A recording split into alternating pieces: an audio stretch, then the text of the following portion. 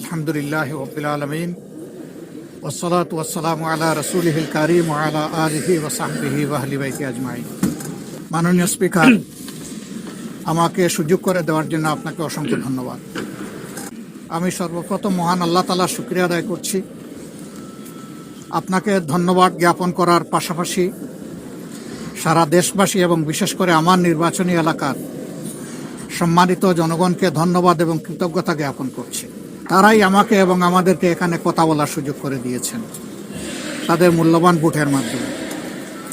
আমি গভীর শ্রদ্ধার সাথে স্মরণ করছি 47, 52, 71, 90 শাপলা চত্বরের সম্মানিত শহীদবৃন্দকে এবং ফ্যাসিস্ট আমলে 15.5 বছর যারা নির্যাতিত হয়ে দুনিয়া থেকে বিদায় নিয়েছেন, লড়াই করেছেন, আহত হয়েছেন, পঙ্গু হয়েছেন, আয়নাগরের বন্দী হয়েছেন, বিভিন্নভাবে যারা নিগৃহীত হয়েছেন, বিশেষভাবে আমি গভীর শ্রদ্ধার সাথে স্মরণ করছি 24 জুলাইয়ে যারা বুক চিতিয়ে লড়াই করে আমাদেরকে আজকের এই সংসদ গঠন করার সুযোগ তৈরি করে দিয়েছেন।